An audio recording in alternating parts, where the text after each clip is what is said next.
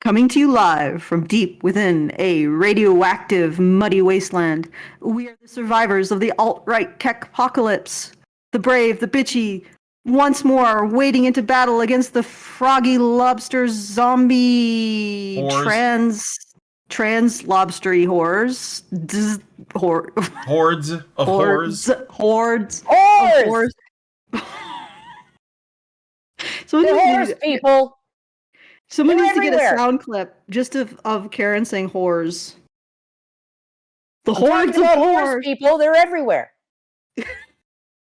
Okay, we are. This is. Need to get a sound clip of Bill Burr saying that. Sorry, go on. This is Fundzerker number 177. 67. 67. Oh, I got 10 too far. 10 too far in the future. 167. Trans men can't have privilege. That would make them trans women part 2. Mm-hmm. Where we once again wade into the swamps of the transgender boogaloo. Or transgender boogaloo. Where a trans man explains to all of us why they should be deplatformed and check their privilege. Because every trans person has male privilege. Either trans women had it before they transitioned or trans men have it after they transition. Therefore, they are lower than cis women on the progressive stack and should check their privilege, remove themselves from cis women's spaces, and shut up when cis women speak. I'm just saying, this is the logical consequence of the logic being used by this trans man. Okay, yes. You want male privilege, then you shut up. Learn your place. Take your privilege, learn your place. You have no right to opine. You have no right to expect anybody to care about your feelings, dude. You have no right to speak on any issue before a woman has told you what your opinion is. Bro. So enjoy all of that privilege of shutting up and listening to women and doing exactly what they say. Cis women, guys, not trans women. You're now to listen to cis women, and that is all. Okay. Well, if only. Show over. Yeah, if only people would listen to me, that would be great. Yes. Everybody should listen to Karen because she is the most cis of all the cis women, I think. No, wait. Not really. Not really, no. Not really. But I am the least Karen-y Karen. So. No, there you got that going for you. So who would be the most cis woman of all the cis women? Who is the queen of the intersectional stack? Laura Bates. Laura Bates? I don't know. Parker Posey? No, Posey Parker. Parker Posey's great. Posey Parker is who I was trying to remember. Well, I guess we could throw that to the audience. Who is the queen of the progressive stack? Who is the most cis of all women? Who is the one we should all be deferring to? The most biological predetermined. Yo mama. Yeah. Yeah, yo mama. Okay. So I just want to remind everyone we are doing our monthly fundraiser. So please, please, please support. I will have to do some arm twisting because you guys are terrifying me. We're pretty behind. So I'm like, oh God. And I'm generally a neurotic person, so you can just imagine me in a bundle, in a pool of sweat, terrified at looking at the fundraiser. She's literally cut open her stomach, people, and she's tying her intestines into knots. Yes, literally. Yeah, no, Jesus and it Christ. Makes a hideous mess, and it really aggravates their dog. Okay, very dark images there. Anyway, please go to feedthebadger.com/support and put a few shekels in the hat. Please, please, please. Just $5, $10, $25. Every bit helps. And I will shut up briefly if you do that. So feedthebadger.com/support. And if you would like to send us a message throughout the show, you can do so at feedthebadger.com/justthetip. Anyway, please help out because my neuroticism is getting triggered by all of this. Yeah, she's very neurotic, actually. Yeah, I don't deny that. Super, super neurotic. It's actually almost unbearable to be around. I don't have an opinion on neurosis. this. So Okay. All right. I'm just saying, as somebody if you want to give Karen a break from my neuroticism, please go to feedthebadger.com. That would be great. Okay. All right, let's get started. Let's get started. Right. I'm gonna go. Karen, are you in here? Are you ready? I am watching. Okay. I'm gonna hit play. As a cis straight man, there are still certain things he will go through that a cis man never will. Some of those things might include coming out as trans, facing rejection from loved ones, losing housing, living at a higher risk for poverty, being more likely to be in an abusive relationship, struggling to find quality and affirming healthcare, needing invasive Wait, could you stop? Okay, so cis men are less likely to experience homelessness, being rejected by their family, abusive relationships. Relationship. What maybe I don't know, right? But but they're saying it's cis male privilege, so it's relative to cis women. This is male privilege, Karen. He's literally saying women are more likely.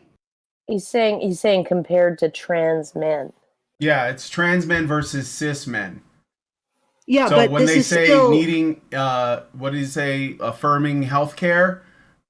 Cis men don't get that because they're happy with the body they're born in. That's not a privilege. It's just and being normal. I will say, there is that thing, and it's a meme. It's a stereotype, and it's true. Men are generally less likely to go to the doctor over minor health complaints and things like that. But that doesn't mean that it doesn't mean that they can't if they need to. It's just that men are less likely to go to the doctor for every little thing, whereas women are more likely to. Or even sometimes big things. It's just like I don't know any women who stitched their own hand up. Yeah. But I know a man who did it. He said afterwards, "I'm never doing that again. That was freaking stupid." Right? I know a guy who did his own appendectomy. Appendectomy. Appendectomy. Yeah. Appendectomy. Yeah, appendologist. Appendologist.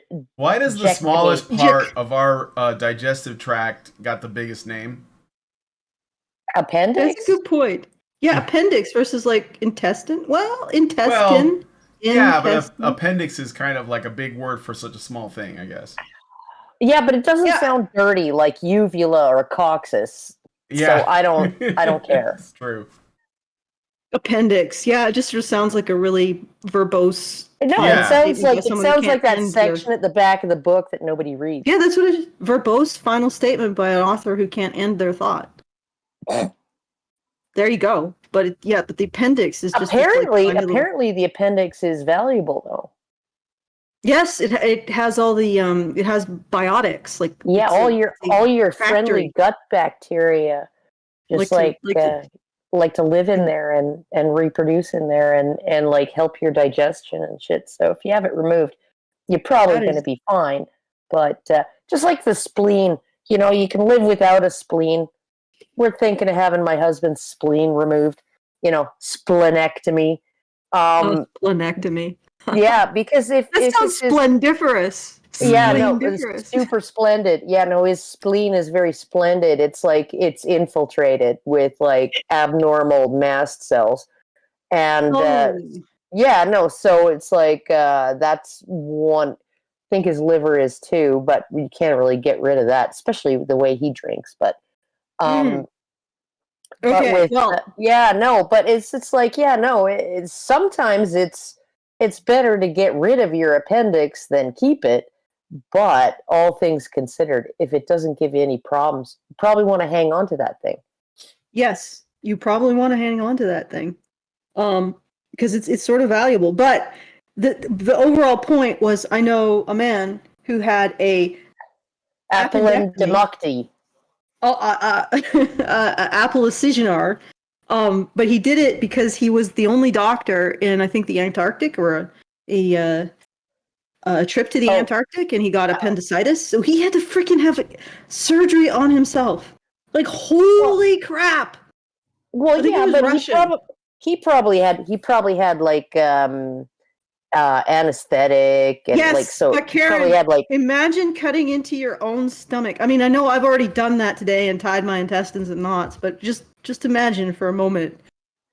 If I had anesthetic, I could totally do that. You know we're in the weeds, right? Yes, okay. I know we're very much in the weeds, but you know what? Consider where we started. We started in the weeds because this man's mind is weeds. It's all weeds. It's like Little House on the Prairie running through a field of weeds. But I wanted to say that when they say that there's like higher, I guess, more at risk for interpersonal violence, that doesn't sound like it's men's fault, and men also have to deal with it, and plus men don't get taken seriously when they do. But it could be an issue within the culture of the aspects of the LGBTQ like population. So there is a lot of dysfunction in the relationships. There are a lot of comorbidities, psychological comorbidities that go along with gender dysphoria. Yeah. Like there was just a recent study done. It was published in 2019, but it was recently corrected, and it found that there really was no, like, they looked at hormonal transition and surgical transition, and once they actually the authors reanalyzed their data and did the work properly, they found that there was actually no significant improvement in mental health outcomes for either hormonal or surgical transition. It was quite the correction that they had to make. Yep. So yeah, because and it's just because these are people who are, the outcomes that they were measuring were use of psychological drugs like antidepressants, anti-anxiety meds, SSRIs, right? And also visits to psychologists, psychiatrists, mental health professionals, need for therapy, and then on top of that, visits to hospital after suicide attempts. And so basically, there was no improvement.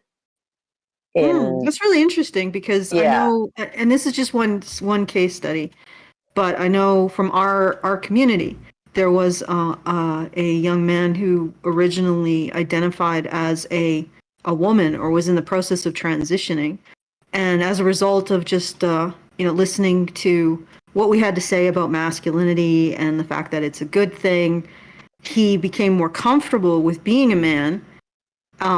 Decided to go back to identifying as a man, managed to move out of his parents' house and get a job, and now his mental health situation has significantly improved. So maybe what they should do is they should do hormone therapy, surgery, no intervention, and actually telling, for example, young men that their masculinity is a good thing and beneficial to society, and see which of the four sees significant improvements. Yeah, no. Psychologically. And also young women. Tell young women, you're not a victim of society.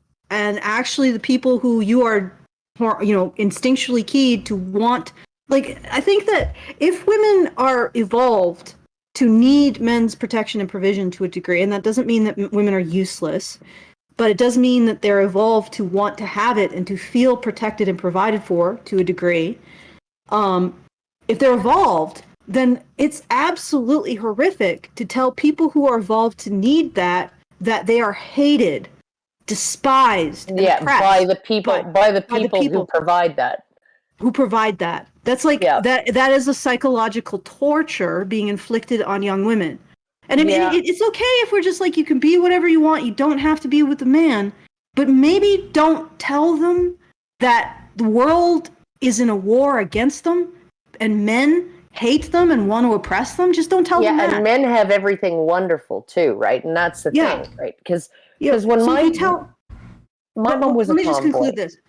Okay. If we just tell young women, men don't hate you, society doesn't hate you, you can do what you want, you can have fun doing it, you have nothing to prove, you don't have to break down the barriers of anything, just do what you like, enjoy yourself, enjoy your life, make a family, don't make a family, have a career, don't have a career, raise children, whatever, enjoy your life. Men, you'll probably find a man who will help you do that, and you can construct a good life for yourself. As a woman, you don't have to carry this burden of persecution. And men, you don't have to carry this burden of guilt. And do that and see what kind of outcome you have by telling troubled young people that instead of what we tell them now. Yeah, okay, no, it's like my mom was a tomboy, and when she was growing up, and this would be back in the 50s, she was, she did feel at times, oh God, I wish I was a boy. I really wish I was a boy, right? Because at that time, boys and girls were quite, in terms of how their opportunities and the things that were frowned on and the things that were smiled on, like playing with dolls versus playing with trucks, right? And things like that. A little more regimented. And she always was more interested in the boy things and the boy activities and stuff. And so there were times when she actually kind of wished she was a boy.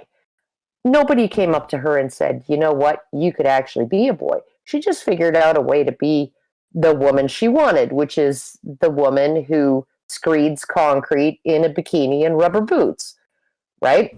That's the woman she wanted to be. That's the woman she became.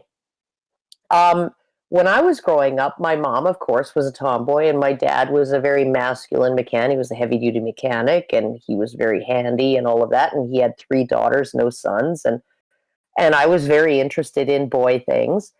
And he was just like, that's so cool. There's somebody to hold my flashlight and I can show her how a carburetor works, and and all of that stuff. And so it was just like I had free reign to be whoever the hell I wanted. Absolutely free reign to be the girl that I wanted to be, which was not a very feminine girl. It was not a very girly girl. And I never had any gender confusion because, hey, I can be whatever kind of girl I want to be. Yeah. Right. But now that's not. Yeah. Now we're going all the way. We're regressing all the way back and into these stereotypical categories where if you have any kind of feminine flair as a boy, or you like to polish your nails or something like that, or you think hairstyles are cool and you might want to be a beautician, versus if you're a girl and you like power tools, right? Oh, no. Then you're actually the opposite gender, right? You're not actually a boy. You're not actually a girl. Have you thought about transitioning? And it's like, no, I haven't. And I never did. Because nobody suggested that to me. But maybe if somebody had, when I was 5 years old, an adult in a position of trust had planted that idea in my head, I might have grown up really confused. And I have I was always sort of masculine too, growing up, as a girl. I actually did have a bit of, I wouldn't say full on gender dysphoria, but there was a period of time where I thought, if I wasn't short and would have made the shortest, ugliest man on earth, that would be something that I would pursue. But then you either just move on and find something else to take some self-esteem from, or you just obsess on it. And I can tell you that if you obsess on something and you think, oh, if I get this thing, then I'll be perfect, it never works out. Mm-hmm. It just does not work out. No, I always wanted a gymnast's body. Teeny tiny boobs, nice tight frickin' muscular butt, muscles all out everywhere, right? Low body fat, super compact, can tumble, all of those things, right? I wanted that. I wanted to be that. I was like Shusha Nova, so freaking hot. I would kill to have that body. Yeah, I'm never going to be 5'2". I'm never going to not be tall and lanky.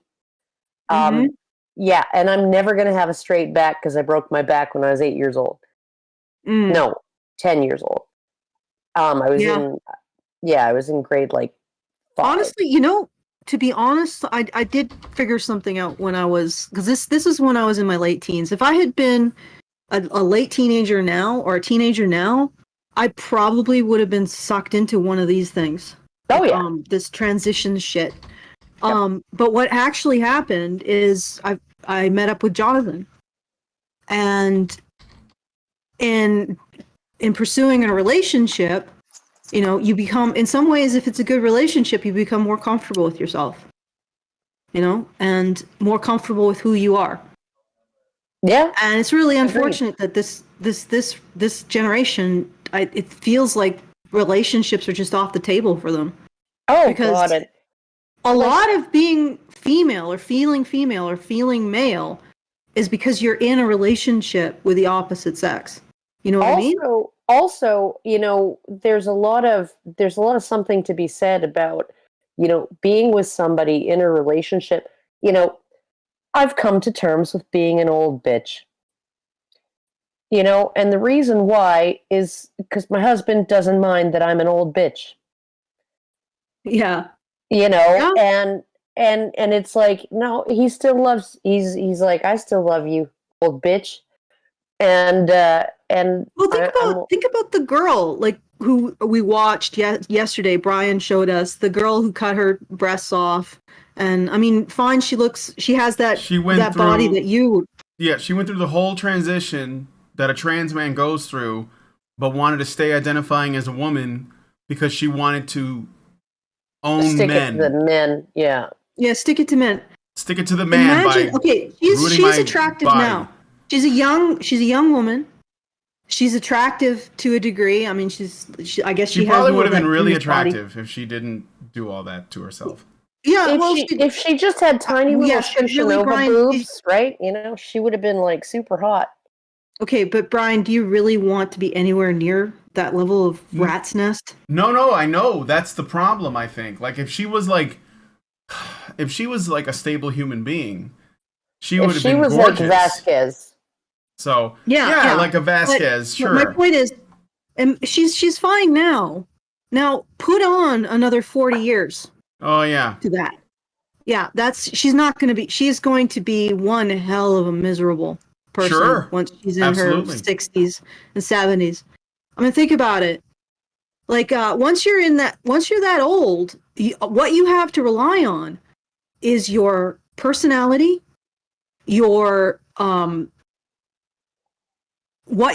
how you've helped relationships in your life, your relationships that you've built, the community that you're a part of. And look, she's going right out of the gate with a huge chip on her shoulder. Oh, yeah. No, alienating half of the human race. And honestly, what kind of woman does she think she's going to attract? If she's like, I did this to myself to own men, she's going to attract the same kind of woman. And I know from seeing these relationships, they are unpleasant. There's no sense of loyalty. Like, if you're in a relationship to make a political statement, you are abusing your partner right off the bat. Because you're not with them as a person, you're with them as a political statement. Okay, so she's going to be finding relationships that are political statements. They're not going to last. Probably they're going to be characterized by huge amounts of abuse and aggression. Because generally people who need a group of people to hate on, not just, okay, those behaviors aren't really functional, but genuinely, I hate this group of people. I don't see them as human. Generally, they don't just hate on them. They also hate, period. And if you're close to that, you're going to be in the blast zone. So I'm just like, look at this kid. She's not pursuing anything that's going to make it easier for her to age gracefully. And look at all of these women who are going through this, these trans men, supposed trans men. Think about 40 years from now when you're no longer cute. You're just some old skinny dude, or maybe old fat dude that nobody gives a fuck about. Mm-hmm. Jesus. Yeah, no, I look at my older sister, right? She was in the military, and she was actually a gymnast, and she has the body. She's 5 foot, I think, 4, and has the body and the just that body type that suits gymnastics, and she's 6 years older than me. I'm 52, so she's 58. She still does the chin up, hang, and does the leg lifts from that position.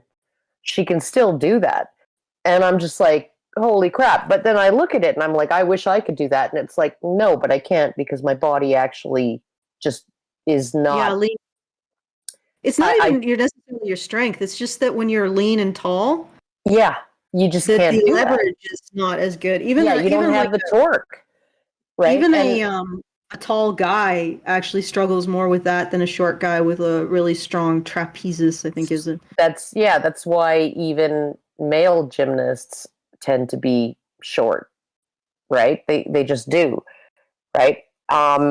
Male contortionists, male acrobats, male and female, anybody who does tumbling or gymnastics or, is in Cirque du Soleil, right?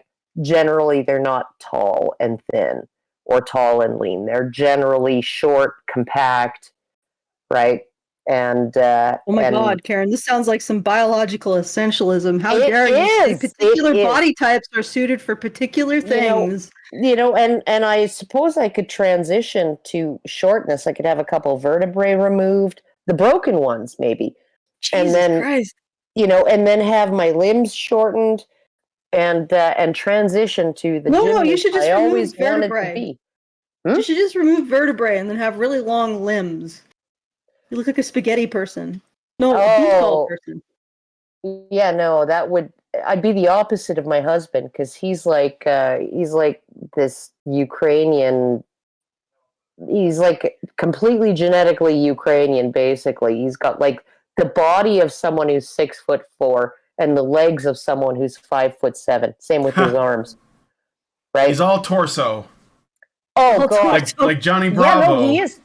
He is. It's like when he's driving, because we only have one car now, and it's a 1993 T-Bird, and he gets in the driver's seat to drive it, and he has like the most miserable time trying to get the seat far enough forward so that he can reach the pedals.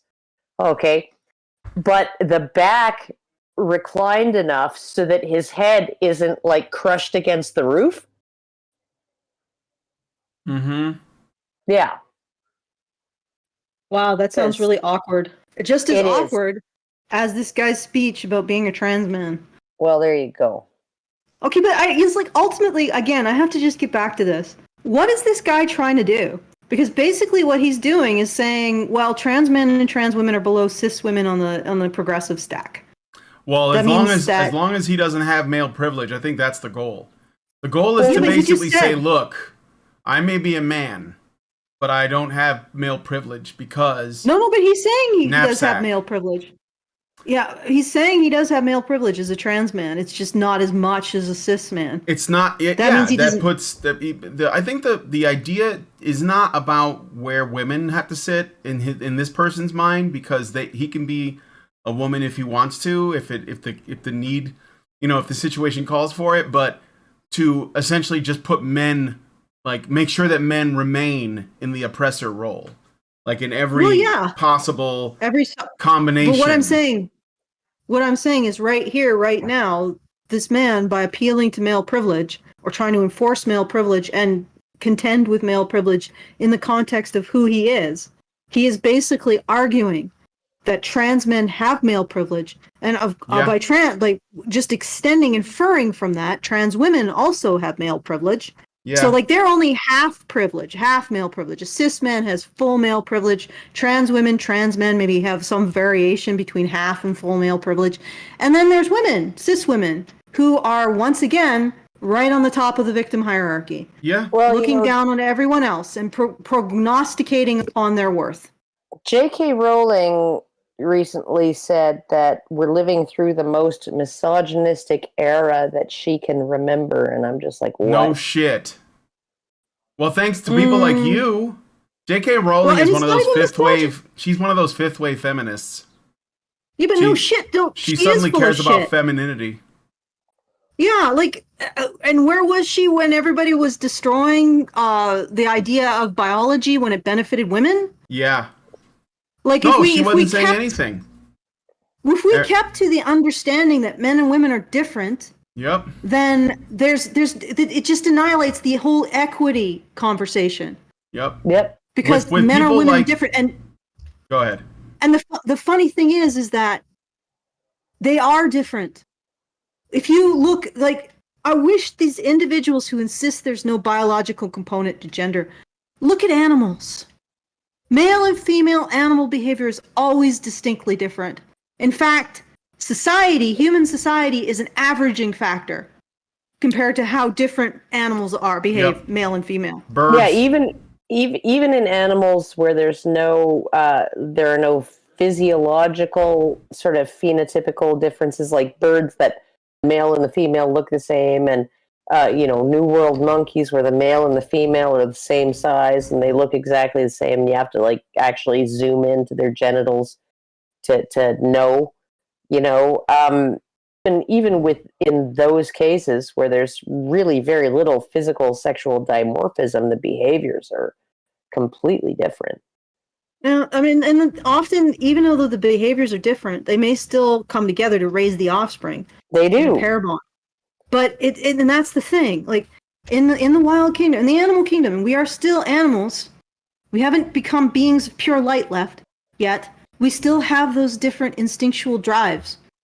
And one thing that's really different is men tend to have larger and less viciously patrolled territories, and women have smaller territories, but they're extremely aggressive about keeping them to themselves.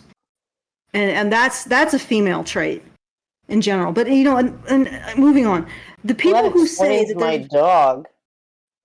The people who say that there's no biological component, back then when there was all of these benefits, like women were salivating at the buffet of things that they would have access to because there was no biological restriction, right? All right? Yeah. Now they've come to the pay, the check. They now have to pay for this. Yeah. We come to the logical conclusion time to pay of the piper. And J.K. Rowling is squealing. And it's like, oh yeah, well, you constructed this. You constructed it. Yeah, this was the end game. Oh no, it's like who is it? Terry Brennan on Twitter, right? When like women are complaining about people like Leah Thomas, having access to the women's locker room, at the Fallon swim Fox team and busting stuff. heads. Yeah, and so like, okay, so Leah Thomas is walking around with her dick out, and okay, but you guys were celebrating like back in the 1970s when the first female journalists were allowed access to the locker rooms of baseball players and football players and stuff, right?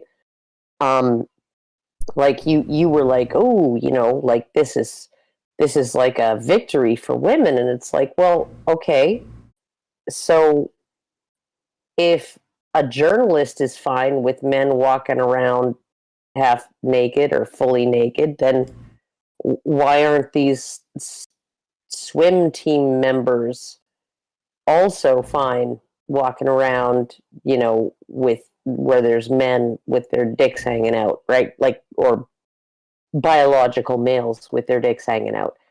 And it's just like, no, you like I keep on saying, they're like, oh, look at this box. It says Pandora on it. And, 30 years later, they're like, oh, what's with all these floods and earthquakes? We didn't ask for this. Yeah, no, they opened the box. Yeah, there was a whole hullabaloo. I remember it, like 15 years ago, about women getting access to men's change rooms, sports anchors. That's like, okay, so it's okay for women to wander around with a bunch of jocks in a men's change room, but one dude, like one trans woman, can't go into women's rooms. Like, what do you think? What do you think the trans woman's gonna do? Like, seriously. Well, apparently, according to someone on Twitter, Leah Thomas was walking around with an erection, and I'm like, yeah, that's involuntary.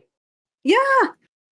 So who can, and also, like, again, women fought for the ability to go into men's locker rooms. What are you going to see there after a game? Men walking around naked or in towels. Potentially with erections. And apparently you're also going to see some female sportscasters schlicking in a corner.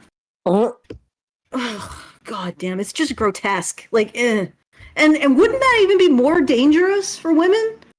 Oh, yeah, one female journalist in a room with like 20 freaking naked guys. A lot of pornos start off that way. Yeah, as opposed to like one trans woman. And the funny thing is the conservatives, sorry, and also the TERFs, they always go for like the trans Hilda. The trans Hilda, the woman who's like 6'4" and 200 pounds. I have never met this person in my life, and I have met a lot of trans women, or a fair amount, like 4 or 5 now.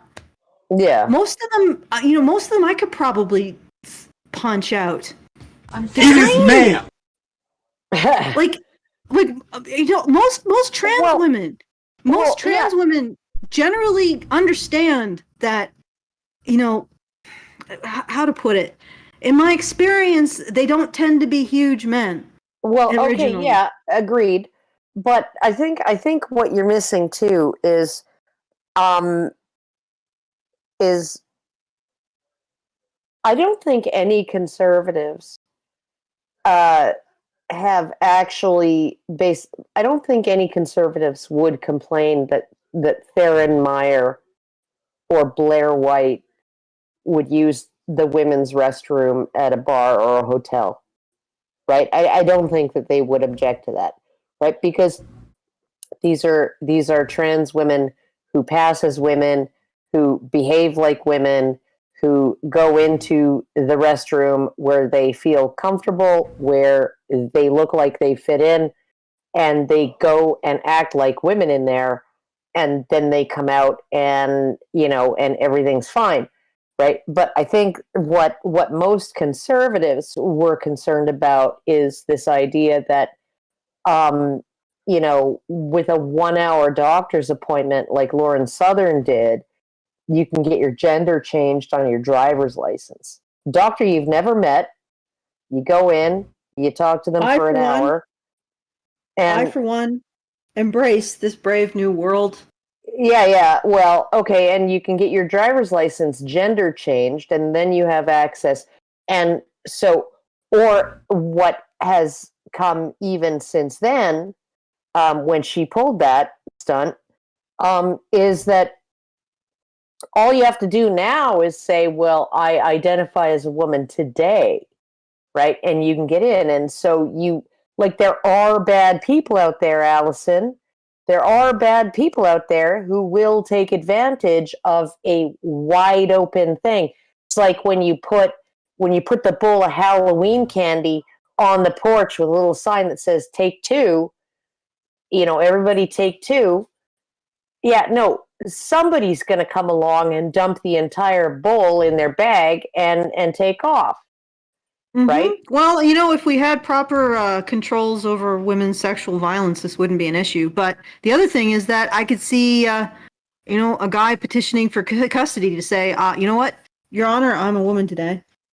Yeah. Oh no, there was a dude in Israel who did that. I think it was in Israel. Modern times call for modern solutions. He changed his identity on all of his ID. Solutions. On all of his ID, he changed his identity to female, and I think it was Israel. Jesus. Yeah, maybe in Argentina. Or it might have been there. Yeah. In order to get to be able to get custody of his kids. And it's like, well, it's a legal loophole now. Okay, but I will say this. Okay. One, I understand conservatives' concern, but there's been a hell of a lot more injustice in the world than that. I think that for me, that's really minimal. And not only that, but if people had already recognized and put in place controls on women's sexual violence, this wouldn't be an issue in the first place. Because it's not like trans women would get away with anything by being women. Because women wouldn't be getting away with anything by being women. That's true. So it's like, and the thing is that I have fought to try to explain all this shit to people. To say you're running into a situation where people are they're gonna hate being male, hate being female for these reasons. And what has happened? Like, we just get shit and more shit and discriminated against in the YouTube algorithm, which I'm almost certain it happens now. Oh yeah. And it's like we get kicked out of conventions. I got kicked out of the US, maybe not from that specifically, just for being weird, but like this is our experience. So, it's like you tell people don't open the box. Maybe close it now that you've opened it. Oh, okay, you're opening it wider. All right. Oh, you're taking the lid off, so it can't be closed. All right. All right. Well, yeah. That, I guess the only way is for the thing that comes out of the box to take away your control over it, and then we can just fucking put the lid back on. Yeah. I know that analogy is tortured, but there you go. Yeah. At this point, it's like we just got to ride this to the end. At this point, and because to the people its inevitable conclusion. Because the people with the control over the lid are not closing it, and every time you say you need to close it, they call you a misogynist transphobe. Yeah. And everybody who's against having the lid open, and you say, well, we got to close the lid, and then they call you a misogynist who hates women and possibly an incel. Or a biological essentialist. Or a biological essentialist, or alternatively, they continue to... a woman is the one who's responsible for opening Pandora's box. The conservatives are like, how dare you not respect women by pointing that out. This is where it's coming from. These are the people we need to get to get them to get their freaking hands off the lid so we can close it, or at least teach women that they need to close the box. But conservatives are like, no, you're being mean to the women. The angel in the house would never open the box. Where is this? Why are men doing this? I got a super chat, and I think we should keep going. And I don't know if you have to do any thank yous. But first, the super chat. So Dean Domino gives us $19.99 and says, I'm not sure we'll be able to escape blaming men. Even a bunch of MGTOWs I've listened to say feminism was handed everything by simps, that is, men. Therefore, simps are the problem. Women will only change if simps stop protecting them. No, no. Okay, I will say this. All right. Yes, I've noticed that MGTOW tends to continue to put the agency back on men. I think the only group of people who doesn't do that are men's rights activists. Ironically. Not all the time, though. There are some MRAs that do, but we don't do that here. There are some MRAs that do. Yeah, we don't do that here. I mean, Karen might. Like I don't put the onus back on men. I actually think that women owe men a massive freaking apology and some support, because men have gone along with what women want. Every crazy idea. Yeah, every stupid, crazy, self-destructive, it's almost like imploding idea. Men are like, oh, sure, sounds good. Like no. Like, eventually men are going to have to put their foot down or just walk away. Yeah, right? Like, it might just be walking away that does it, though. Yeah, well, I mean, because... I guess that's a part of putting your foot down. Sorry. Yeah, well, it definitely is. It's a way of putting your foot down, is to put it down in the other direction and just keep going. But the way that I see back. this, and I just finished watching Bloody Town Hall, which we put through the Discord. So I might as well do a little bit of plug. So we every weekend we do videos, movies through the Discord. It's in the screening room, which is accessible through the free area. So nobody's charged for this. You can come and watch them. And so if you want to join us, it's at badgernation.online.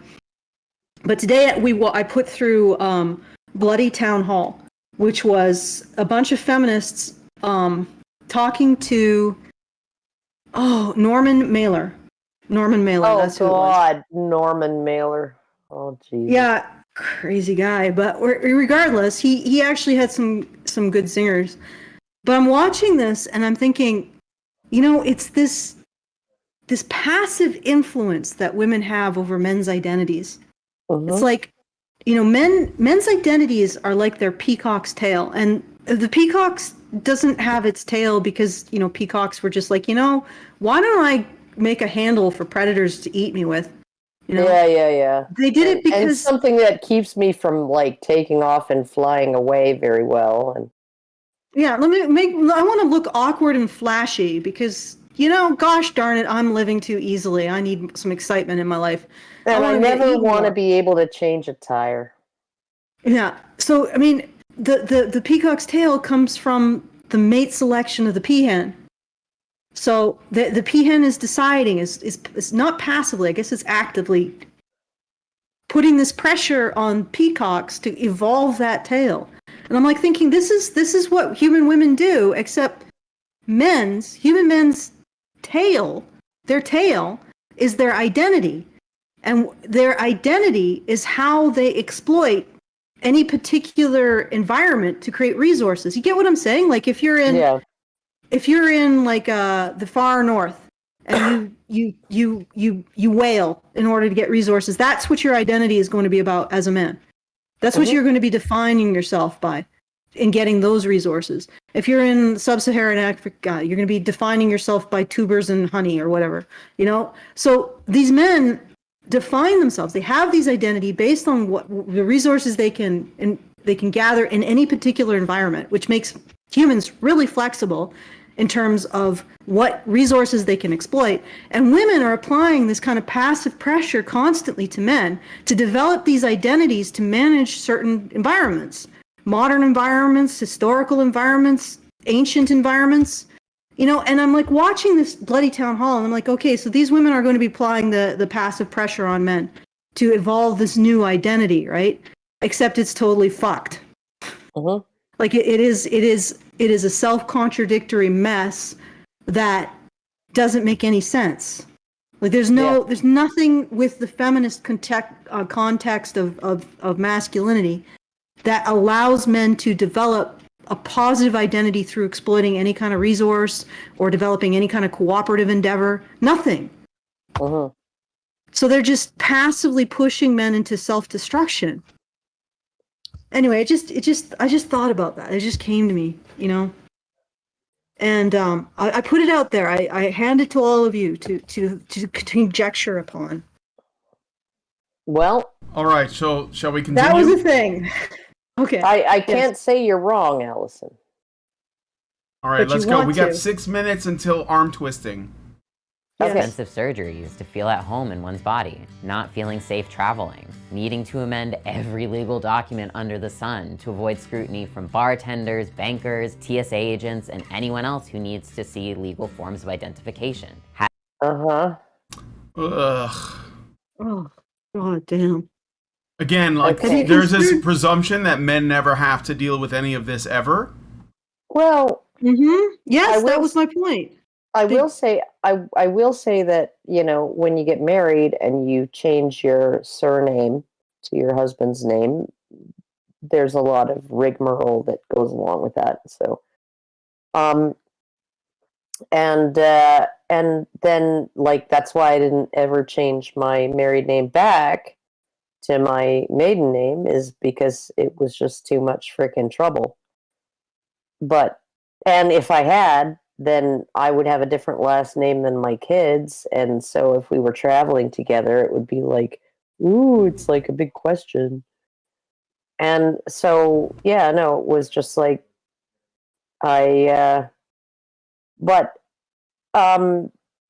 know, like you could still use your same ID, just get your photo updated. Yeah. Right? And you could use your same name and your same ID, as long as the photo looks like you now. Nobody's gonna reject you. Yep. Like, there are plenty of men who kind of look like women and plenty of women who kind of look like men. Sure. Yeah. Also, there's a huge privilege that this trans man has that men don't. Doesn't have to register for selective service. Yep. That's true. He doesn't have to lose his life, his well-being, give up his future to go to protect society and people who are more valuable than he is. That's really what it is, guys. When men are expected to do that, they're expected to sacrifice their lives for people who society considers more valuable. Yep.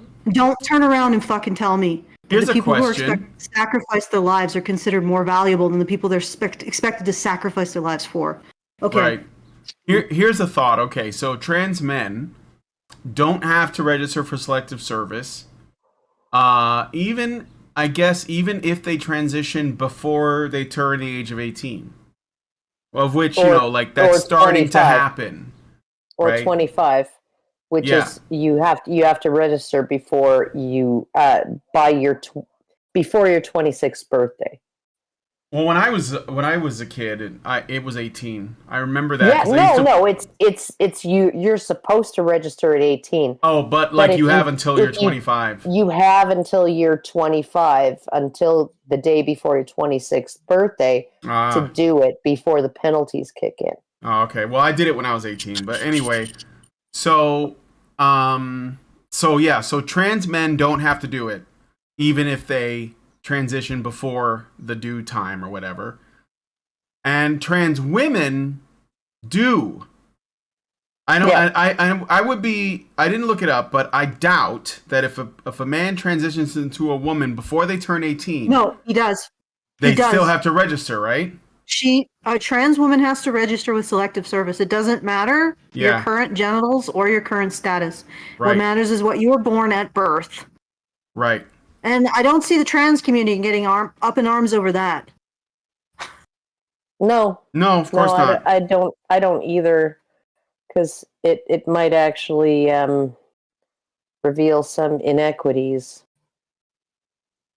Oh, really? Yeah. That they weren't bargaining upon. So I've been arguing with feminists about the issue of conscription, and they keep.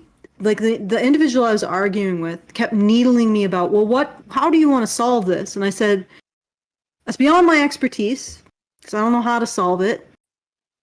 But what I want to see is I want to see people stop ignoring this injustice so they can continue to believe that women were oppressed in the past. Yeah. I want people to update their attitudes about the past and their attitudes about men based on the fact that men, even if it was men deciding to send men have to do this. They have to sacrifice themselves for people who society has deemed more valuable. And they've had to, and also they have never had a say in a society where they weren't willing to do that. Okay? Yeah. You know why people started to get so pissed at nobles, in France? Because they were no longer fighting. Well, they were exempt from all of those obligations, right? Well, they were no, they weren't exempt from obligations. Here's how it worked. In the past, nobles were expected to mount defense of their territories. Yes. Okay? then that was an obligation. That was an obligation that they had to defend their lands. Then we start getting more and closer to the modern era, and places are a lot more peaceful. They're a lot more settled, and nobles are no longer going out there and defending shit. So everybody's like, well, what's your purpose? Why do you exist? Like, you no longer provide this value. And what ends up happening? They get their heads cut off because they're no longer useful as warriors. At least the male ones. The female ones never were. So they ended up being just defuncted. Like, you're not useful to us anymore. So fuck off. But the reason why nobility was given that say was because they were available to defend the lands they had to say over, or they had dominion over. That's it. Once they weren't, the peasants were like, yeah, we don't need you. Goodbye, chop. This is the way it worked. Yeah. And it's always worked. And the reason why propertied, and from what I can tell, the reason why propertied men got a vote, though they were the first people to get the vote, is because they used to be also responsible for the defense of their lands. That's who the king's yeomen were taken from. Yeah. They were taken from small property holders and tradesmen. So those were the first people to get a vote because they were the first peasants or non-aristocrats to be expected to defend their land. And then subsequently, every minority group of men had to fight before being considered for the vote. The only group of people that never had to do that was women. Yeah. They sort of volunteered a bit in World War I, and Frederick Roosevelt said, hey, they did this, maybe we should go, but that wasn't the same. They didn't die in the same numbers. They weren't conscripted in the same numbers. Like, they weren't conscripted. It was voluntary. Yeah, no, it was all voluntary. Like Christabel Pankhurst, she actually, I will give her this. She did campaign for mandatory war work for women, sewing uniforms and, making munitions and stuff, working in factories. But that never actually happened. And then women got the vote without any of that. So, and yes, Britain didn't actually have a draft in World War I because their propaganda worked well enough. They managed to recruit enough men without using conscription. But those white feathers really worked. Yeah, but Canada and the U.S., I believe, both had conscription, a draft. For World War I. And, in Canada, everyone who served in the military, volunteer or drafted, right, got the vote at age 18, including women. Okay, and or women who got their male relatives drafted, they got the vote too. Well, they voted on behalf of those men.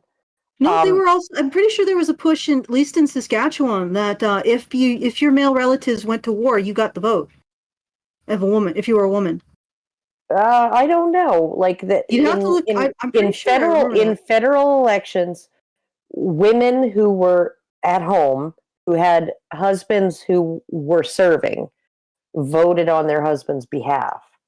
Mm-hmm. I do know that, and so, but if you were a woman serving as a military nurse, if you were a woman serving in the military in any capacity, as a administrative assistant, as a clerk, as a secretary, as a typist, as a telegraph reader kind of person, right? You also got the vote. If you served, you got the vote, and you got it at age 18, when you were eligible to serve, not when everybody else was eligible to vote at age 21, right? So Canada, it's much more complicated. Canada actually did a good thing there. But we don't have selective service, and a lot of Karen, A lot of Canadians say, "Oh, we don't have selective service." A draft is only a single act of Parliament away. Actually, the Canadian government does keep a list of people, of men between the ages of 18 and 55. They keep a list. Of course they do. Just in case. So but Canadian men are on a list. They just don't know it. They don't have to register. They're just they don't have to register. They're on the list. It's basically what a lot of American states have started to do. They just put men on a list and they don't say anything because they don't want to bring up the injustice. They just want to make it, just suddenly, oh, wow. Well, I guess we're at war. Mm-hmm. You're on the list to go. Yeah. That's the thing. Like it's completely on the down low in Canada, just like it is for many American states now. It's completely on the down low because they don't want people to know that this is happening. Because then you could get you could actually protest it, right? You remember Dean Esme? Yes. How could I forget? He once told me he was registered to vote and he'd voted in like multiple elections over the previous 15 years, and he wasn't registered for the selective service, so it wasn't actually, it wasn't tied to the vote, and I was like, I don't know about that, and then he went and he checked and he said, I was registered when I was 18. Without my knowledge. Yes. Without my knowledge, yeah. And the thing is that I get feminists. He figured either it was when he registered to vote or when he got his driver's license. Yeah. I've been having this long conversation with feminists who are like, the vote isn't tied to the suffrage or to the selective service. I'm like, if you're a man and you want to vote, until recently, and they got rid of all of these voter ID laws, which I don't think has anything to do with getting rid of the injustice of the selective service and voting. You have to get an ID and a license. In those states, that will automatically register you for selective service. And in the states where it doesn't automatically register you for a selective service, which is getting smaller and smaller and smaller, by the way, you will get a letter. And that letter will state, you have to register or we are fining you $250,000 or you're going 5 years in jail. Yeah. Okay? That is not that, and they keep splitting hairs like, oh, but a man could theoretically vote without but he will be on the radar of selective service, and then they will apply force in order to get him to register, or he'll just be registered. And they keep splitting hairs about this, and it's really aggravating. Mm-hmm. Anyway, should get back to this, but once again, this trans man has the privilege of not having to register for sign his life away or have it signed away for him. Also, he's probably not going to experience the loss of custody of his children, like losing contact with his children. He's probably not going to experience having to pay alimony or child support. He's not going to experience, he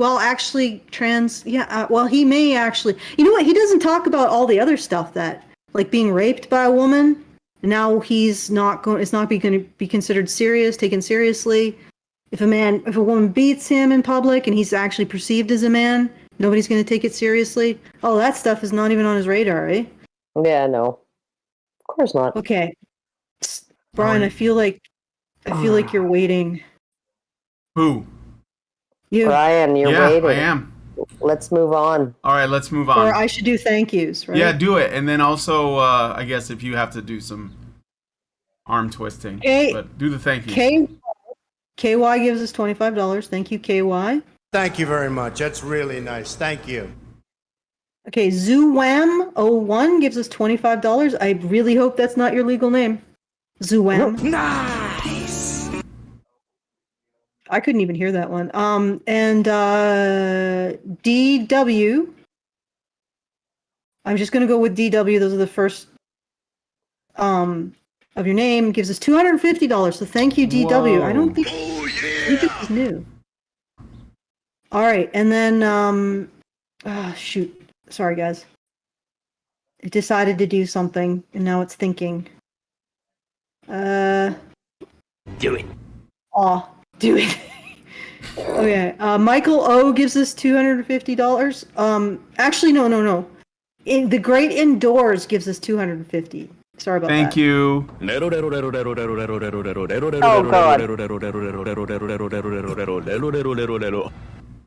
Thank God my headphones are on, so my husband doesn't hear that. He'll just walk around saying that for like the next week. And Remote Ruby gives us $5. Thank you, Remote Ruby.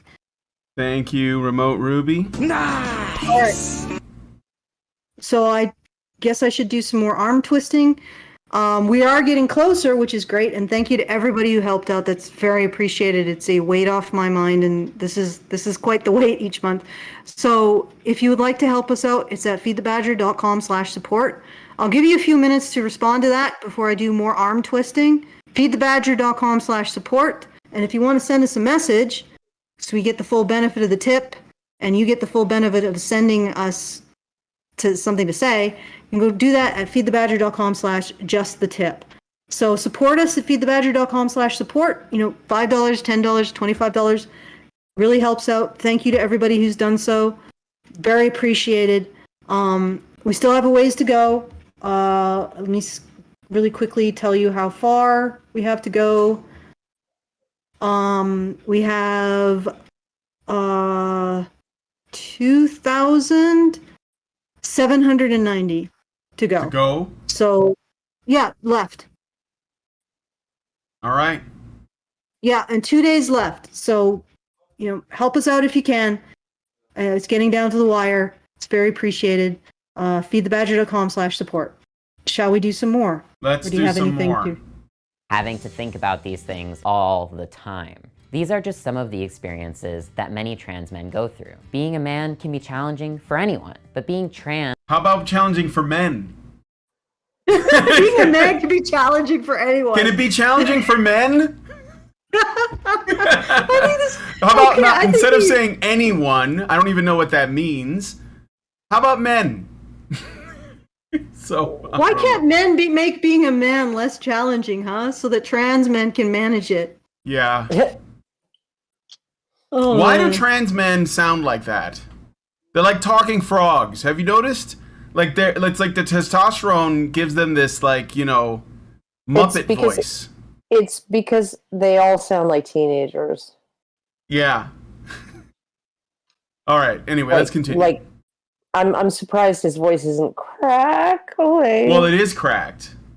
Yeah. I think it's I don't know. I guess the vocal cords of men and women are really different, and I don't think that testosterone changes it enough. So. Yeah.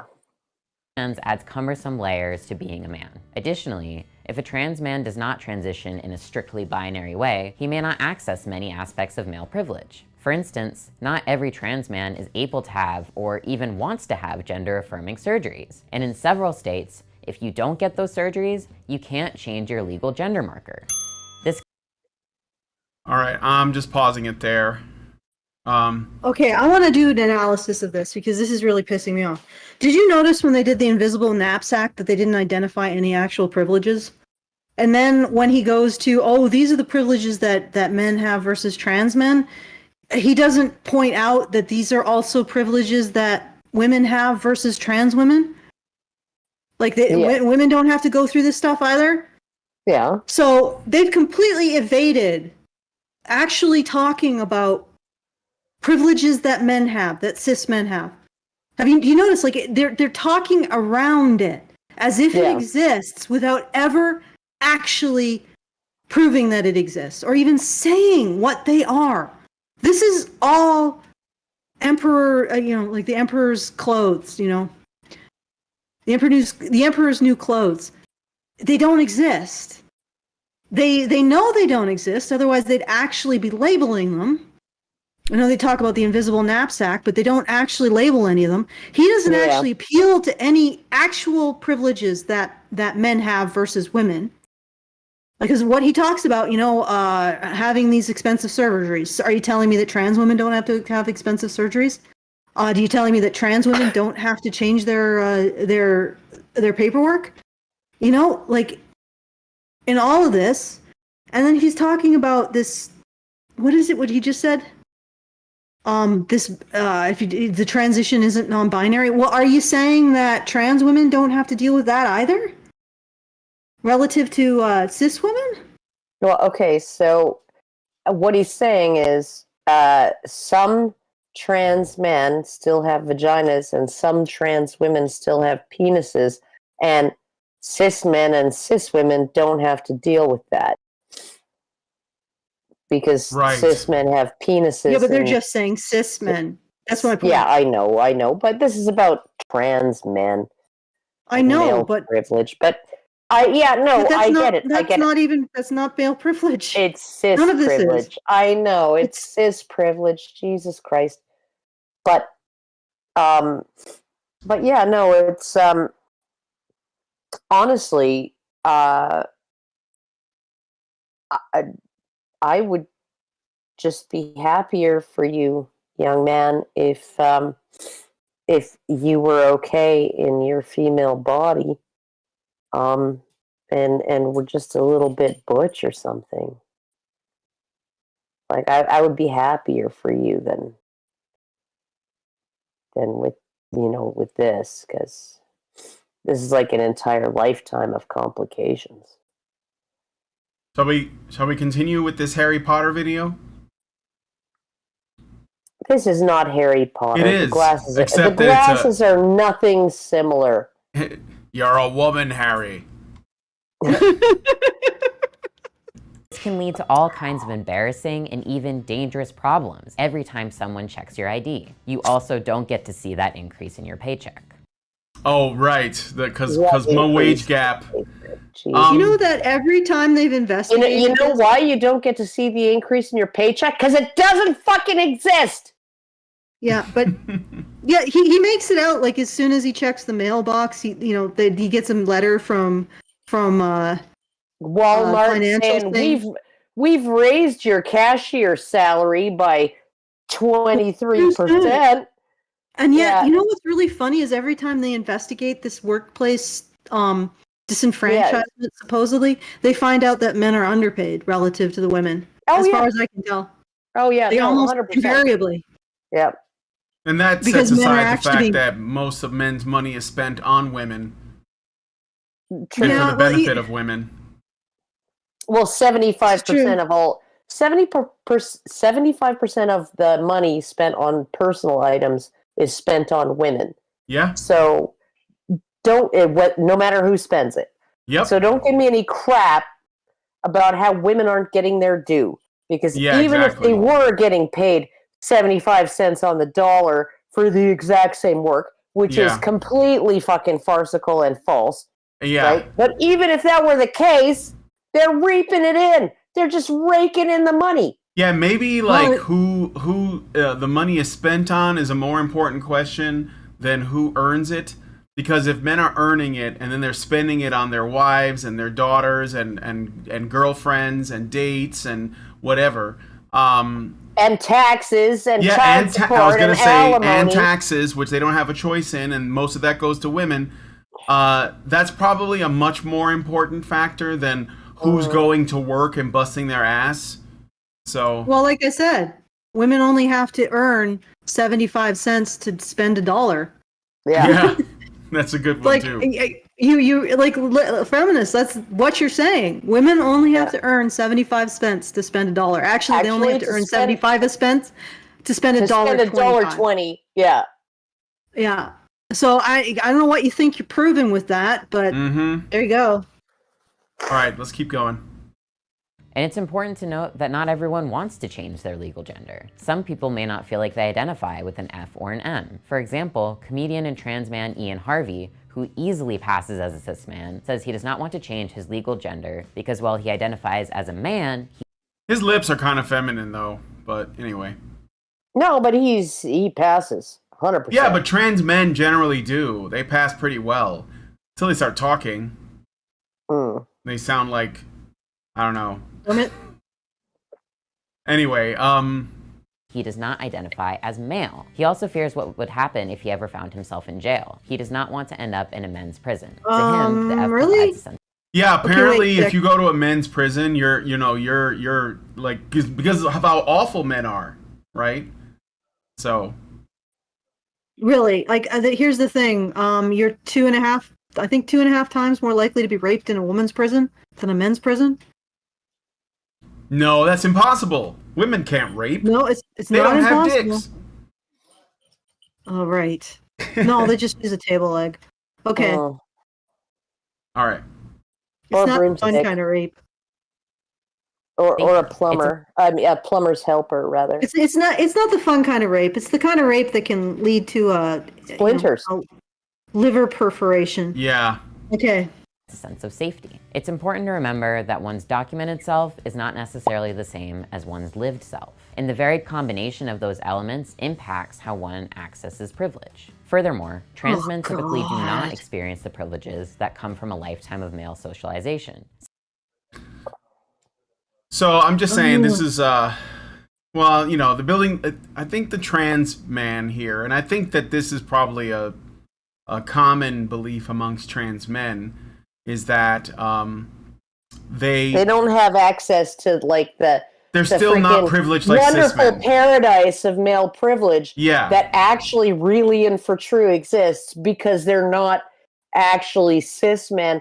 And if Right. only they were cis men, they'd have access to this cornucopia of nothing but willing pussy and money raining down on them. Yeah, but they don't actually want that because they like the being in the position of victim to men. So they're gonna say, yeah, well, they can't deny that they're gonna get male privilege, not because it exists, but because their cohorts, their peers are gonna be like, yes, you do, you're a man now, right? So they have to kind of say, yeah, but that's basically this whole video.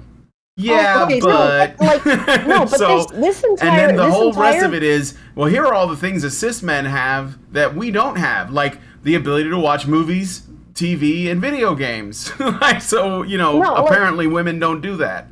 No, the issue here that he's talking about is, right, okay, so I would have to, you know, change my gender on my thing, and you know, but maybe not because I wouldn't want to go to prison with men. But you know, like if I don't change my sex on my identification, then I don't get access to the male privilege. What's the male privilege? Getting raped in prison by men? What?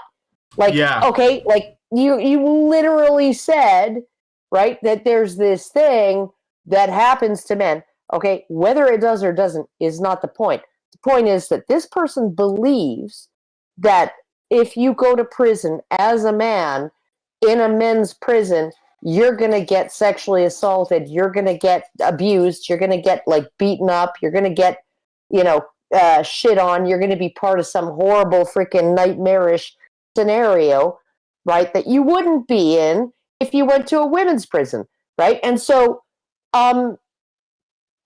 okay, so isn't that part of the male privilege? Because it appears to be you think it's part of the male experience, right? And don't tell me that dude who looks like a dude, right?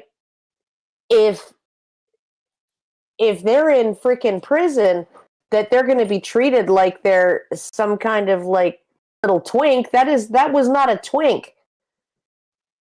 I'm sorry, but like like they're trying to create this situation where things definitely exist, but they don't.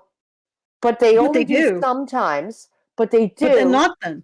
But not for me. But not at that moment. But for those people. But definitely at this moment. But definitely not for those people as well. And I'm just like, Jesus Christ.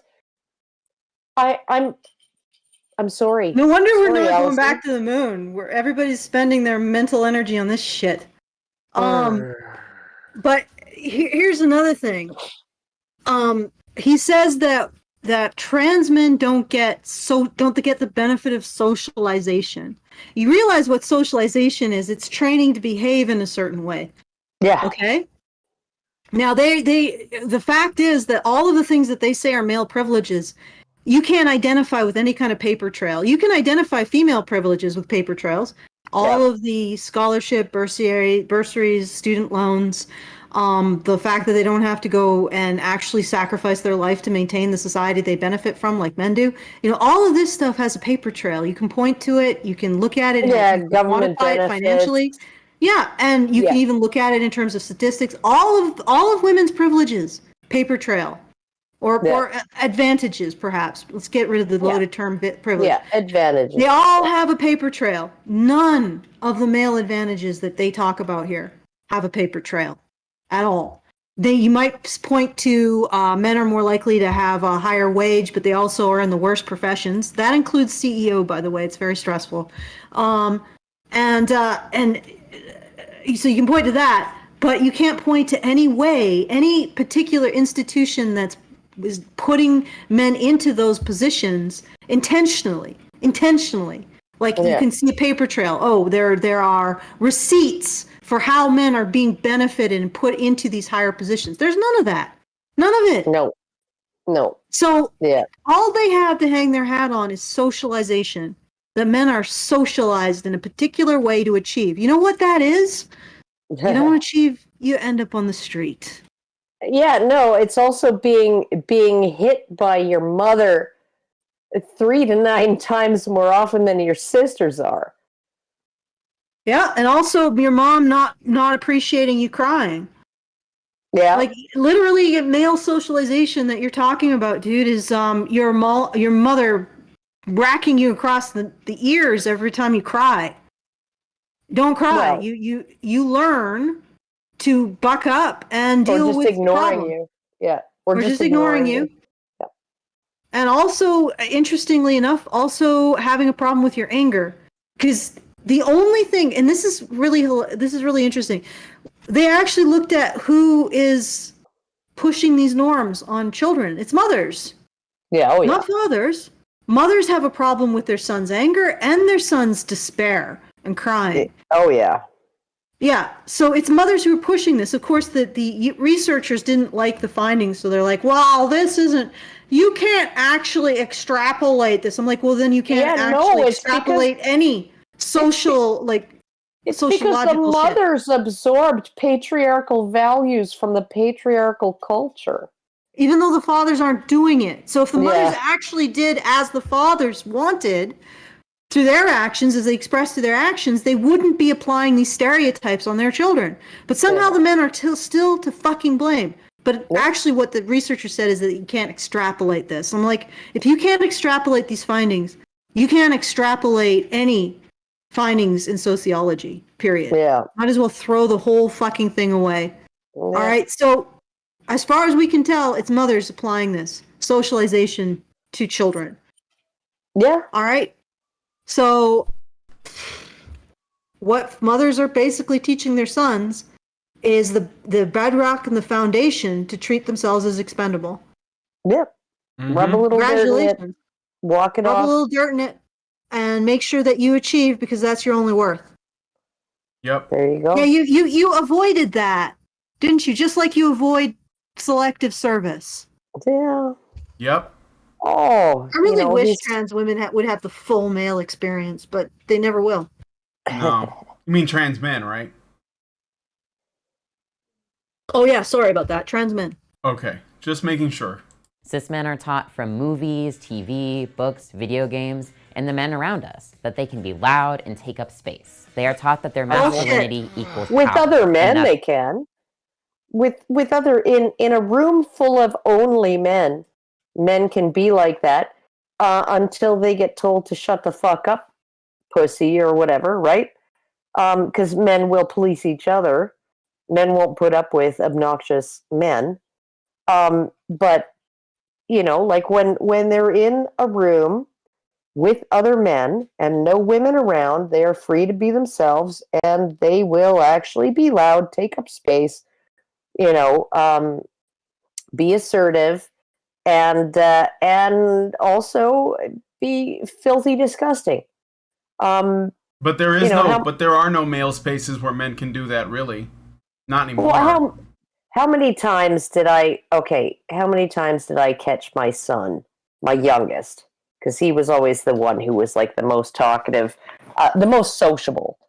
online and in real life of all my kids, right? And so he'd be online, he'd be playing a multiplayer game and Overwatch or Fortnite or something, and he'd I come downstairs to do laundry or something, and I hear him going,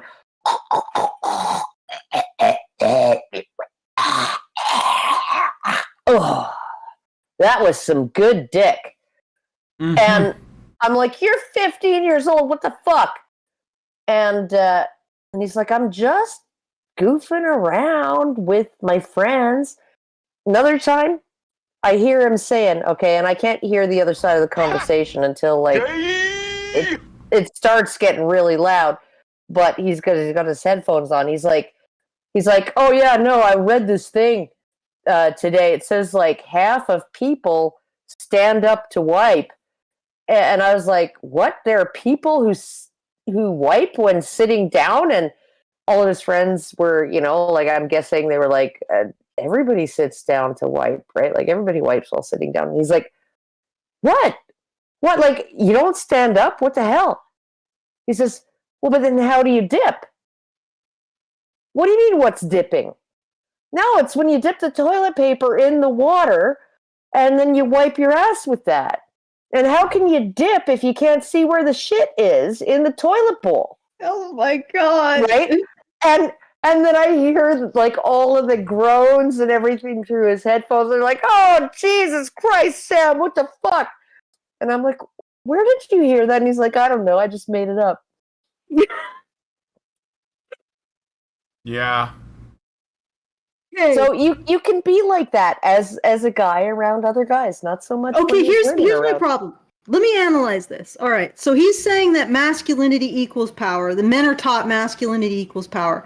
So is that like every single man has access to that? Or is that like an expectation that masculinity equals power that excludes a whole bunch of men and they have to live up to it? And thus it's like this, it's patriarchy hurts men too. Because you're trying to have it both ways. And this is one of the most aggravating parts about it. All right, yeah. You're trying to say that men's identities gives them more access to power at the same time as that you say that men's identities expects them to be powerful and is something that harms them. Do you see what I'm saying? Yeah. Like men's identity is simultaneously an expectation that men have to live up to, and they don't all live up to it. Therefore, they're disenfranchised by that expectation. But also, it's like a blank check to all kinds of things that men get. You're trying to have it both ways, and you can't. Well, of course. No, it's either a blank check, a handout, or it's something that you have to earn and achieve. Yeah, and part of that is the socialization or training that you go through as a boy and a young man to learn how to behave in those ways that actually get you those rewards, which are not handouts or blank checks. They're earned, or they're not provided at all. Exactly. So which is it? Is masculinity, is manhood a blank check? Or is it something that men earn? Yeah. Is it a pay stub or a blank check? You got to decide. And of course, you're not going to. You're just going to continue to torture men by doing one. Is it a pay stub or is it an alimony check? Yeah. Or is it like the blank check is that, men get whatever they want, or do they have to earn it? And they have to live up to the standard of masculinity? Because now what he's saying... And then they have to take half of it and write a alimony check. Yeah. Well, what he's saying right now is that somehow, I don't know, men are just handed power. Oh, yeah. And boys get to the age of 13 and they're just like, here's your power, boy. Now you're a man. Yeah, no. I mean, like every single traditional culture that has some kind of ritual, whether it's like, the bar mitzvah or the passing somebody through a split tree, passing the boy through a split tree, and now he's a man, or the putting your hands into gloves full of freaking fire ants, now you're a man, bullet ants, and now you're a man. But you have to do that, and you have to do it for hours without actually making a sound, because that would mean you're a pussy. None of that is actually a form of earning. None of that is actually a form of but you see passing a test. Passing a test, it's just and then once you pass the test, it's just like, oh fuck, there's more responsibility. Screw this. They want manhood to simultaneously be an unfair advantage that society gives men. So like a pussy pass, except like a penis pass. Yeah. But also something that men are unfairly expected to achieve, because it's like I said, they want it both ways. And ultimately just you can't have it both ways. You got to choose. I just think that every person, male or female, should at the bare minimum try to be self-sufficient. That's it. Try to be self-sufficient, and then once you achieve that, try to go a little bit further. But it's hard. Contribute to your community. That's hard. Contribute to charity. Contribute to your workplace. Right? Maybe take that promotion. Take that new opening in a different department that's a little bit more money and a little bit more responsibility. Whatever. Right? Just just incrementally work your way up. And even if you don't work your way up, just spend every day doing the best you can at the tasks that are expected of you. Look at every day as an opportunity to be excellent at what you do. But that's going up. Karen, nobody wants to do that. They just want to change their genders. Earn your own keep, and maybe put a little money away in a savings account. Maybe invest a little something in a tax-free savings account or in some stocks or something, a mutual fund, right? Karen? Plan for your future. Karen, you're talking like somebody who thinks it's more important to become an adult than it is to be a man or a woman. You're talking like someone who's like, actually it doesn't matter as much as becoming an adult. It doesn't matter what adult you are, just become one. But the other thing I wanted to point out is she's talking about media presenting this idea that men, it's interesting because a lot of these individuals see this in terms of representation, right? So you see men in a powerful role, therefore that is socializing men to expect powerful roles.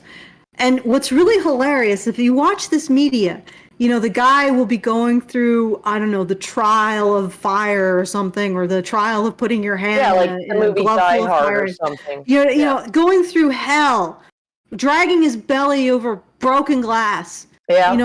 Jumping through between skyscrapers, nearly killing himself to achieve his objective. And all they see is, he won. He's a hero. They don't see all of the shit he had to do to earn it. Yeah. This is the big goddamn difference. Men are looking at all the shit he has to do to earn it. This guy's looking at, oh my God, he's the big hero. He's the hero. Yeah. No, it's fair. He said a really good line at the end. It was like, yippee-ki-yay, motherfucker. And then he shot the guy, and then he fell down, and then he saved his wife because there was the wristwatch, and he just undid the wristwatch, and then the dude fell, and it was like the day was saved, and he got his wife. Yeah, 2 movies later, she divorced him. Anyway. Yeah. But they don't see all of the shit the guy goes through to get to that point. Yeah, they don't see it. Hey, motherfucker. There you go. And the thing is that this really informs a lot of their viewpoint, and you can see it in their writing too. They don't know how to write attainment. I don't even think they understand it. They think that, we'll just show you, we'll show a disabled woman in a floating hover chair and she can do all this shit. And then all the women who are paraplegic in the world will think that they too can punch out Sluggeroth or whatever it is. It's freaking ridiculous because they don't understand the process of attainment or development of skills. All they understand is representation. Suddenly, if you slap a trans man's face on Die Hard, trans men will think, well, I could do that too. And then they're not even focusing on what is important, which is what people who are actually masculine women, or more masculine women and men focus on. which is it doesn't matter the gender. It matters what the fuck the guy went through to get to his goal. Yeah, that's what's being modeled.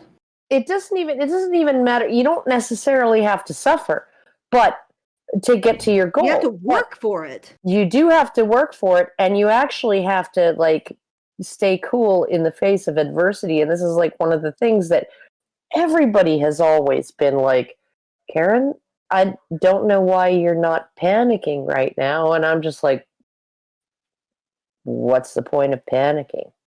Like, what's the point of being upset? Like, some shit's going down, right? And people are going to die if something's not done. And so you just do it. You just do. And if you need to break down afterwards, once everybody's safe or everybody's dead or whatever's going to happen, right? That's when you do it. You do it afterwards, right? But you have to go through.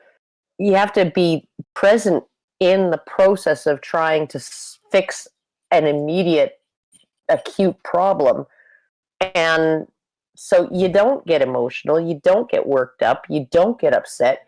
You just get it done, and so it's like. And then you either cry when your child's fever broke and they're out of the woods, or you cry when you're lowering the coffin into the ground, right? That's when you cry.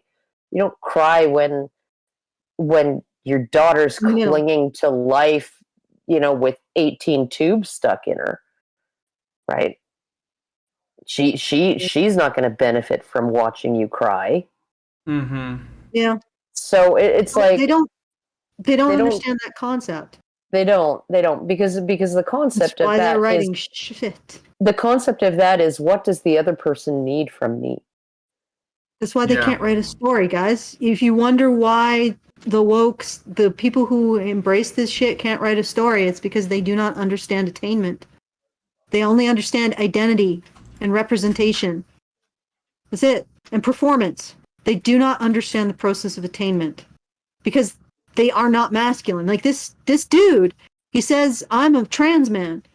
Well, you may identify as a trans man, but you are not masculine.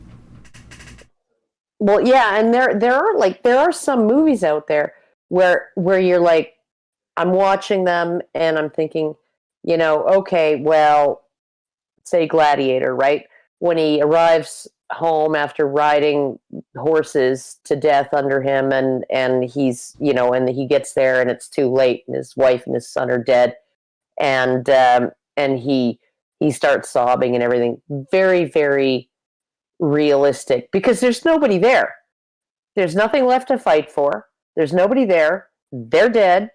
There's nothing he can do except break down and cry, right? But when you have, oh God, and this is one of the things that drives me fucking crazy about Star Trek Discovery. Have you been able to like suffer through more than 4 episodes? I'm not. I was never a Trekkie. But okay, because yeah, it's I heard it was awful though. Oh God, no, and like I don't even mind the characters. I don't mind the plot lines. I don't mind any of that. Right? I find a lot of it very interesting, but there seems to be this thing, and it doesn't matter who the character is, whether it's the captain or the tall, scrawny, weird, lanky guy, alien dude, or the gay doctor, or the gay engineer, or the other gay engineer, or the trans freaking. I'm sensing a pattern here. No. I mean, is it a pattern if it's the same thing over and over? I don't know. I don't care. Okay, but every time the ship's 30 seconds away from blowing up, it's time to stop and talk about our feelings, Mom. I just always missed you because you were never there for me, and I thought I was an orphan when they were raising me on Vulcan. I felt so abandoned, and then the mother is like, but I had to do it. I had to become one of the nun priestesses who fights spectacularly good. Shaolin Vulcan style. Warrior priests. And and then priestess. And then they're like, oh my God, the ship's about to blow up, but we need to hug and cry. And I'm like, what the fuck? Isn't that what, but I mean, okay. I don't want to say that is what, like, the show seems to be written for women, because I think that women can enjoy regular shows just like men. But it's like a certain kind of emotionally incontinent. A regular fucking show wouldn't give me an aneurysm every 10 minutes. I know. When there's a self-destruct sequence counting down. Yeah, I know. Shields failing. Oh, let's talk about our feelings. They don't get science fiction because it has to have Christ. I don't know. Anyway, speaking of awful, you save that shit. You swallow it. You save it for later. Yeah. Speaking of awful entertainment, I just want to point out a great entertainer. Today is Al Pacino's birthday. He turned 82. Oh. So just putting it out there. Oh, he's Al like Pacino, a spring chicken. Huh? He's a spring chicken. 82. Yeah, he's all right. For 82, he's doing okay. And also, Jerry Seinfeld turned 68 today. If you didn't know that. Yeah, but Jerry Springer died. Yeah, Jerry Springer passed away. And Willie Nelson also had a birthday today. Guess how old he is? Like 90? Willie Nelson. How old? 90. He's 90, yes. So, yeah, Al Pacino is good. Guessing. And so I only thought about it because the chat, they were talking about the movie Heat, which is great. With Pacino, De Niro. It's just a really great cast, great movie. So if you haven't seen it, check it out. So I got a super chow from Great Endorse for $10. And he says, any thoughts about Steven Crowder's traditional conservative Christian divorce, by the way? I guess it's all justified because now there's a video out in which he has an argument with his wife. Gasp. Okay. All I will say is we should wait until we learn more. And because that's just one thing. I know one thing. I'm pretty sure that his wife was the one who initiated it. So it doesn't matter how conservative or Christian you are. You live in a society with no-fault divorce where women can initiate divorce at any point. There's nothing stopping them. It doesn't matter if your wife is a fundamentalist. She still has all the powers of the state. Yeah. So I mean, I don't know what are we supposed to like condemn Steven Crowder for living in the US? No. Like, there's and or maybe what he's saying is that it's hypocritical. Maybe Steven was talking about how men should get married. So there's a divorce. He talked about it last, I want to say Monday.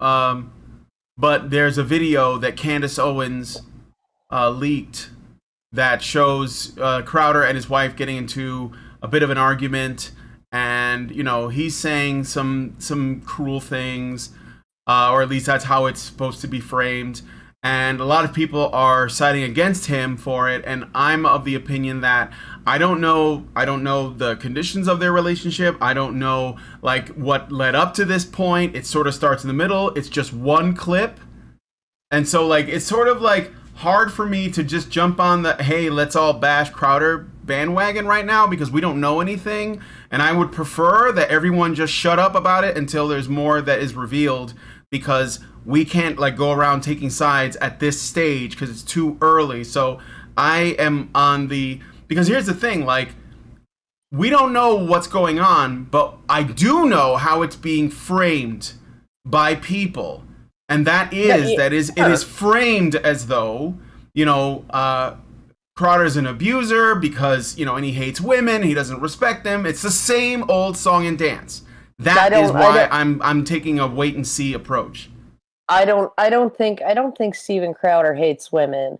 Duh. And I don't think that he's an abuser. And I've been on his show a couple of times, and so like and I know him and I like him and everything. I have to say that for the last couple months, he's been behaving erratically, and I have tried to give him the benefit of the doubt. And that video did not help me continue to do that. I'm not making any judgments, but I do think that there is. I'm going to basically repeat what Candace Owens said, and like there's some shit going down in his life that's serious, and he can't cope with it. And he can't cope with it when it comes to his dealing with his personal relationships. He can't cope with it when it comes to dealing with his professional relationships. He's just not coping, and I'm going to leave it at that. And I hope he figures out a way to, to meditate upon, just get just okay. remember how young he is too. Okay. He's like in his 30s. So and he's got health issues. And, he's got health issues. Exactly. So I mean, like I'm looking at it, and I'm like, I wish him all the best, and I hope he comes out of this okay. But I can't necessarily like. Okay, there are certain things about this thing that are kind of putting my hackles up. Okay. Yeah. So I can understand why some people are like are upset with him, upset at him. Yeah, not upset about the situation, but upset at him. So. Okay, this is something I said when someone brought up that they think Aiden Paladin might be having a bit of a meltdown. She was. I don't know if she still is. I don't know. Yeah, all creators are a volcano of fuck. Every creative person on this planet is a thin membrane over a volcano of fuck. Okay, guys? That's every single one of us, I include myself. If the more charming they are, the larger the volcano of fuck. I guarantee it. I resemble that remark. You resemble that. The more charismatic. This is what I've noticed. Is that and like there's a lot of social anxiety among performers, and I don't think that YouTubers get away from this. If you crave attention to that degree, there's probably some deep pain that you aren't that you're sort of trying to soothe, I guess would be a way to say it. And I mean, not necessarily all YouTubers. There's some YouTubers that have something to say and then just like, okay, I've said it, I'm done. But a lot of people who seek attention, they do it because there's something painful that they're not facing, and so they seek it as a means to soothe themselves. So I'm not surprised when people who are creative or creators or people who put themselves out there blow up. Yeah, when they go a little squirrely. Yeah. When they go a little squirrely, like, and people should.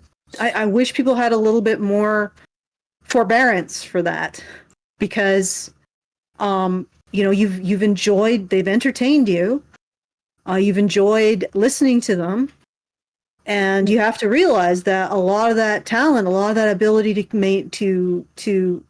keep people entertained, to have a presence that makes you interesting, often is there because they're dealing with something extremely painful in their life. And but this is what I see over and over again, like a creator has this audience who really likes them and likes how they present themselves, likes what they have to say and how they say it, likes the energy that they exude because they're so charismatic, they're so charming, they're so funny. And then frenetic, and then that creator inevitably, craters because of the pain, whatever painful thing he's sort of running from, and then the audience immediately turns on them and gets just as much joy tearing them apart. Yeah. So he's going through shit, Yeah, no, he is going through some shit, and some of that may be of his own making, and some of it might not. But if there's one thing I've learned over the last little while, wholeheartedly defending someone, when you don't know all the details, is just as perilous as wholeheartedly condemning them. So let's just wait and see. Yeah. I also heard that they're divorcing without any fault, so nobody's alleging anything. Yeah. So it would be nice if people don't sort of encourage them to take sides in this. Just let them break amicably as they can for the sake of the children, and maybe leave your attention out of it. If you know what I'm saying, Karen. Well, and also keep in mind that if he's not earning any money, she's not earning any money either, right? Or not getting any money. You know, like this is really one of those things where it's like if they're in the middle of a divorce, and he loses a huge chunk of his listeners and his fans, and I think he's maybe not necessarily going about retaining that in the best way.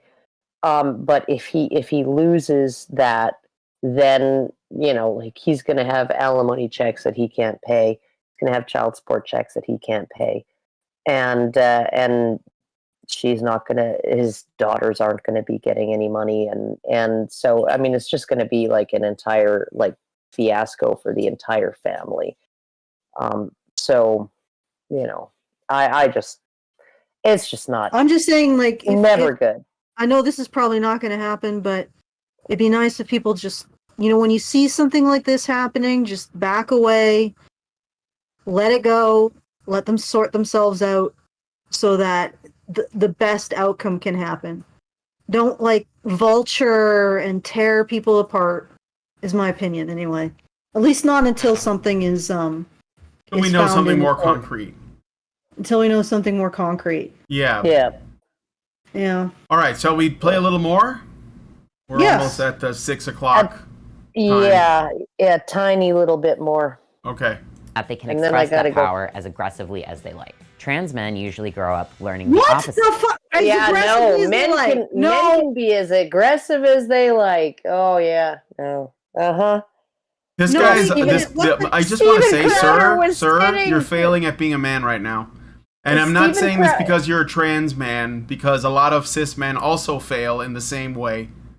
You are failing as a man already. Steven Crowder was sitting down through that whole fight, like almost the entire fight, and it's like he wasn't expressing his aggression any way he liked. Like what the. He was still seen as aggressive, like almost universally. I know. It doesn't take much to see men as dangerous, does it? No, it really doesn't. It really doesn't. Yeah, I thought the same thing when I saw it. Bullshit.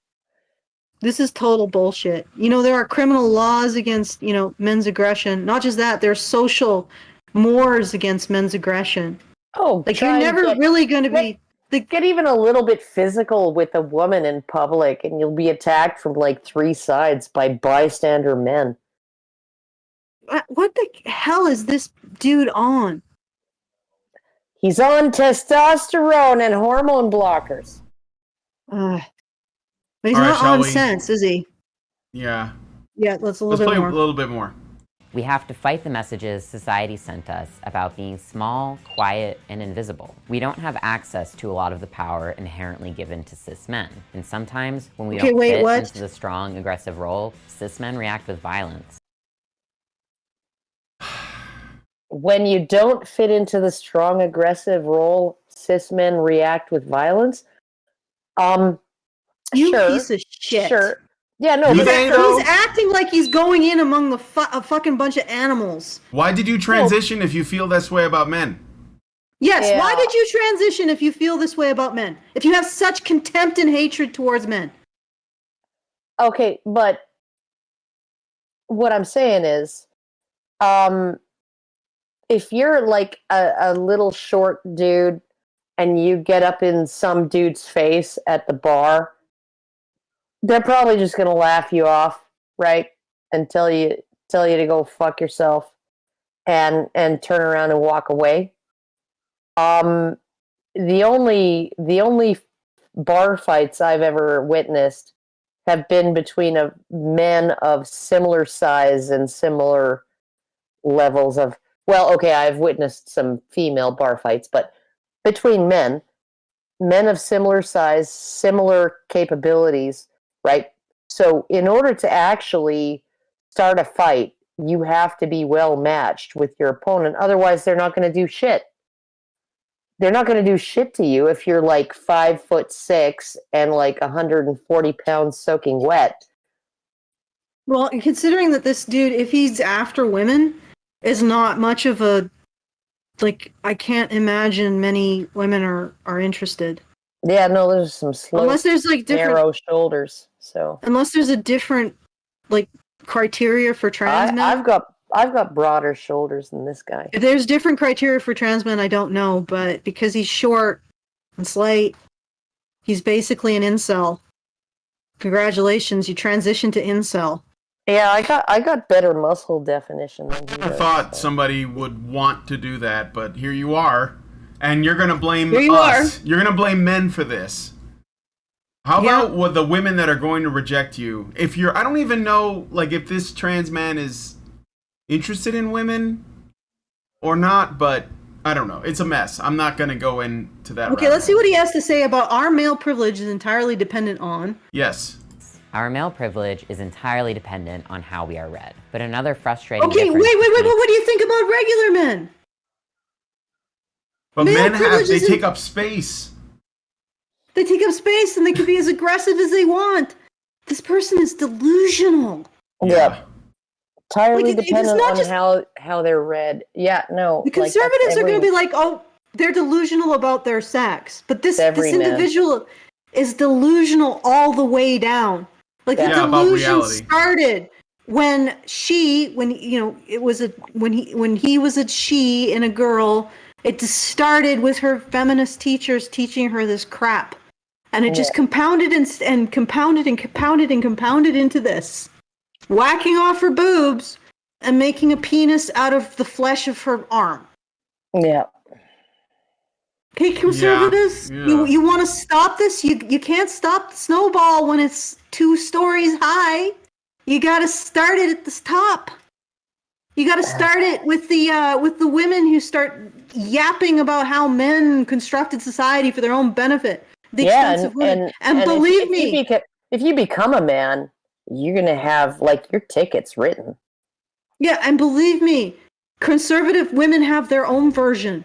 All the condemnation of male sexuality as being foul and a vector of sin. That shit directly leads to this shit, which directly leads to women knocking their tits off and oh god, I don't even want to talk about the penis construction surgery. Alloplasty. Alloplasty. Yeah. Why don't they just like, I don't know, 3D print a penis out of stem cells? Can't they do that yet? No. Okay. Shall we continue? Yes. Okay, a little bit longer. Cis men experience their genders is that some people will never view trans men as men, no matter how the rest of society reads us. Do you understand the concept of a real man? Yeah, I know. Do you want to be a real man? No, but here's the thing, like, men also get their manhood taken away should they fail to protect and provide for the people that need it around them. Yeah, well, by everyone in some cases, but by women as well. Man card revoked. Man card revoked. This dude, you are now a man. That means your man card can be revoked by any woman around you. If you are perceived as a man, any woman in your vicinity can say, nope, you don't have a man card anymore. You have failed to accommodate my particular weakness with your manhood, therefore your man card is revoked. That's part of being a man in our society. And incidentally, if you aggress against any woman, if you raise your voice and insult any woman, that's an instant man card revoking. It may also be an instant you get to not have a broken nose card revoking. There you go. I got tortured. All right. I have one thank you to give. One more. This will be the last Yeah. one. Do we have any thank yous to give? Yes, we do. We have one thank you. I would like to thank Silver Bullet for $10. Thank you, Silver Bullet. Thank you very much. That's really nice. Thank you. And we got about let's see, close to $560 today. So we're getting there, getting closer at least. So thank you to everyone who supported. And if you would like to make sure that we can continue to do this work, it's really critical for you to do that. If you're listening and you are able, go to feedthebadger.com/support. We have how much left? I think. How much left in this video? No, how much No, left how on much left in the fundraiser? We have 2,780 left to go. So we still have a ways to go. So if you're listening to this after we're done, please consider helping us out to make sure we can make our amount for this month. And once again, that's feedthebadger.com/support. Very appreciated for everyone who already has. And if you are able to, and you're listening to me now, please consider doing it. You know, it's very appreciated. It is amazing that you managed to make the goal every month, and we can continue to keep going on. And I would not want to stop. You know, it's my nightmare. It is what I wake up, you know, in a cold sweat in the middle of the night when the cat runs over my head. I'm like, yeah. Will we be able to continue? Will this cat ever shut up? Anyway, feedthebadger.com/support. All right. Let's play one more clip. Jessie Gender spent a portion of her video on trans women and male privilege, addressing the viewpoints of trans exclusionary radical feminists, or TERFs. They mostly discuss trans women, but they do make the occasional offhanded comment about how trans men are actually just women who want access to male privilege. Not only is this frustrating, sounds like that's what you are. Yeah, that sounds like what the argument you're actually making. It's the same one. It's almost like argument. You're all bullshit. TERFs and intersectionals. So. But also, excuse me? Did I gain male privilege by transitioning? Absolutely. But did I transition just because I wanted male privilege? Absolutely just not. Because. Why not? Just because I wanted male privilege? Do you see how he sort of mealy mouthed that? Because, yeah. Of course not. He didn't do it just because he wanted male privilege. He also wanted to be a man because he feels like he's a man. But that's just part of it. You know, it was like 90% male privilege, 10% he felt like a man. You know, that kind of thing. But you see, it's just 1%. You know, 99% I wanted to transition to man for the male privilege. Okay, let's finish this because I remember this has some ridiculous crap at the end. All right. It's ridiculous. I transitioned because the gender I was assigned at birth did not align with who I am, and I wanted a body that felt like mine. But no matter what I do, TERFs see me as a woman. Meanwhile, nobody questions if cis men are men. Well, because they are. What do you mean? Nobody questions? Well, no, but lots of people question whether a cis man is a man. Yeah, they do measure their You're manhood. Not a real man. Actually, what men's masculinity is under question way more than a woman's femininity. 100%, yeah. 100%, yeah. So. Though trans men and cis men have different relationships with male privilege, there is a lot of overlap. Sometimes I forget that I have male privilege. I haven't been afraid to take a nap on the bus or to walk home alone at night in years. Yeah, because you're taking testosterone. Also, maybe you shouldn't have been... if you were a woman taking testosterone, you would also feel those same things. Okay, but also, or maybe you're now in more danger. Yeah, maybe you realized that you were not actually in danger as a woman before, and you just acted like you were. No, women being more afraid of men does not mean that women are in more danger. Yeah, agreed. But I think this person doesn't realize that it was their feelings clouding their actual objectivity, right? That they don't believe it was the effects of estrogen and having estrogen that made them feel apprehensive about walking home at night or taking the bus and falling asleep at night, right? that made them feel safer when they became a man, when they hormonally transitioned to being a man. No, they don't think that, it was all a matter of perception because of my hormone cocktail. No, they don't think that. They think they're objectively in less danger as a man. Yeah. Are you saying that that this person is reacting to emotional factors, like that feminism is an emotional ideology? I'm just saying. I'm just saying that your hormones affect your emotions. I think we all know this because there's a thing called PMS and there's a thing called PMDD, and there's all kinds of emotional states that can be brought on by hormone imbalances, and also different hormone balances, and so when you like cut your estrogen by 75% and up your testosterone by 100% or 400%, and then you all of a sudden aren't really concerned about how safe it is to walk around at night as someone with the same fucking build and the same amount of money in their on their person.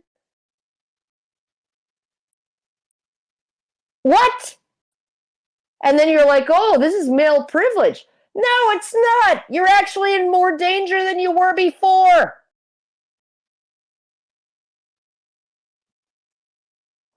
You just don't feel it. Oh. Yep. This guy's ridiculous. Let's keep going. The further I get into my transition, the more I let my guard down. And I wonder about all the ways I'm accessing privilege that I don't even realize. Like, I've only ever been a man in the workforce, and I'll never experience job hunting. Maybe you should just live your life and stop worrying about how you're oppressing people around you. Maybe if we just microdosed all women with testosterone. Yeah. They would shut the fuck up. Yeah, and become adults. Well, we all need it. Maybe if you realize that everyone is over estrogenated now. Yeah, no. And you're looking at it like, okay, so fairness in bargaining, that's promoted by testosterone. Reduction in the telling of self-serving lies, promoted by testosterone. A decrease in physical aggression because there's a decrease in emotionality and fear response, boosted by testosterone. So I'm thinking maybe we could all use a little tea. Yeah, we'll probably eradicate feminism in one night. Just all right. I see, and you were like, "Oh, people ask me what's the solution." I just said it. Well, everybody gets a patch. Yeah. Everybody, look under your chair. It's a testosterone patch. Look under your chairs. You might spring a mustache, but you won't care because you'll have more body confidence and you'll be feel more comfortable in your own skin. Mm-hmm. Yeah, it was testosterone all along, guys. Mm-hmm. Ladies, it was testosterone all along. The benefits that men have, testosterone. Probably less polycystic ovarian disease and endometriosis too. It's true. Yeah, and less hypergynomastia or whatever. Gynecomastia in men and hypermastia. No, gigantomastia in women. Which is like when you have Andre the Giant sprouting out of your chest. Yeah. Okay. Hunting and career building as a woman. As someone who is entering the media industry, a field largely dominated by white men, I wonder how much easier it will be for me to get my foot in the door. And though it's rare, once in a blue moon, I do pass as a cis straight man. And I don't know if that's true about the entertainment industry being dominated by white men. I think that's this guy thinks it's gonna be easier for him. Yeah. Of course it's going to be easier for him because he's trans. I brought my man. Hello, I'm here to be a producer. I brought my man card. Oh, well, step right in. We have a table waiting for you right over here. No. He brought his trans card. He brought his trans card. his trans card is going to get him in. It's has nothing to do with being a man. Yeah. But how fucking stupid is this kid? He's not No answer. stupid. He's not stupid. He's just been hoodwinked. Yeah. And when I do, cis straight guys tell me all kinds of nasty and objectifying things about women. I know that I should interrupt and stand up for the women they're defacing, but often I say nothing. It's nice to feel normal for a second, even if what's normal is totally messed up. You're such an asshole. Oh my god. I'm around men and then I get to see what they're really like behind closed doors. Yo mama! What a fucking asshole this person is. What a slimy fuck. I'm I'm sorry, but when men are alone with other men, they do things and say things that they would never say around women. And you know, I sometimes I'm on the periphery of those conversations and I listen to them and I frequently laugh because the things that they say are funny. And, you know, maybe they apply to me, but the things that I say about my husband are also funny, and they do apply to him. And so it's like, what, we can't have a sense of humor, and we can't objectify the opposite sex, really. Only women can objectify the opposite sex because they don't really objectify them, because men have the power, and, you know, and so they can't be objectified. Like, nobody ever freaking stared at David Beckham's pecs and glutes and freaking. These men let their guard down around this fucking chicken, and he turns around and stabs them. Yeah, no, he's just like, oh, and they're just this. They're gross, and they hate women, and it's like, no, they don't hate women. I'm one of these good men. You should hear me sometimes talking about, like, the men I've dated, my husband, you know, my ex, my, you know, like all kinds of men, even my own sons, right? And I'll talk about them and I'll just be like, so insulting. And it's like, but as long as you're funny, and they're like, yeah, that's kind of true. You know, I'll say shit right and by in there who's going to report on them. Like, what is this, Romania during communism? Well, that's what it feels like, doesn't it? What a little snitch. Ugh. You know, and the funny thing is, like you want to be a man. Why don't you try understanding what it's like to be a man? To like shit talk about your spouse, right? And then go home and love her as much as you did before you opened your mouth with your buddies. How about that? Right. And the funny thing is that, you know, Nora Vincent, who I would actually trust more in terms of her observations of being a man, because she wasn't influenced by the fact that of the gender dysmorphia itself. Yeah. Because people will be influenced by this whole. She was traumatized. She was traumatized by trying to live as a man. Yeah, and she didn't really want to. She didn't really want to be perceived as a man. So that wasn't going to influence her observations of it. She said that men were very gracious towards their female partners. Oh, they loved their wives. Their wives. You know, and their daughters and their sisters and their mothers. And the other thing is that, you know, I've heard plenty about how women will openly objectify men in the most crude and disgusting ways right in front of men. I mean, at least men take it somewhere else. Really, this is what he's revealing, is that men don't feel, like he says, men can express anything, but, you know, when they finally let their guard down, they express all this stuff to me. Yes, because they don't want to do it in front of women. Maybe they don't want to be rude in front of women, or, you know, they're afraid of women's opinion. They don't want to hurt their own women's feelings, but sometimes your woman, just like sometimes your man, is being a total cunt. And you know, like that's just how it is being in a relationship. And you know what? It's really nice to be able to talk to somebody who is not that person who's annoying you about how that person is annoying you. Yeah. Like, well, he's talking about objectification, but have you heard, like, how women talk about men publicly in front of men. Oh yeah. Like seriously, dude. Oh man, go to a strip club. Go to a strip club. Go to a strip club with female strippers and male clientele, and it's like Gavin McGinnis said.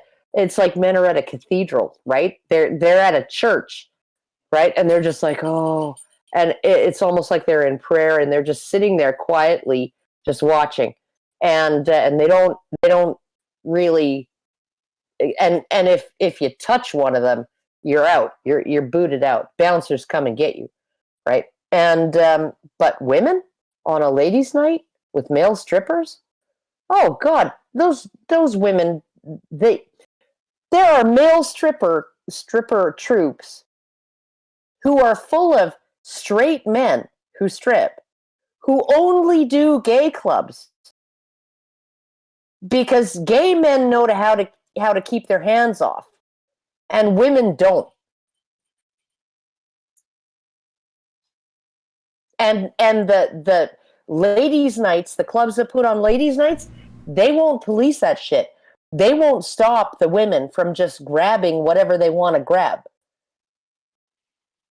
Yeah.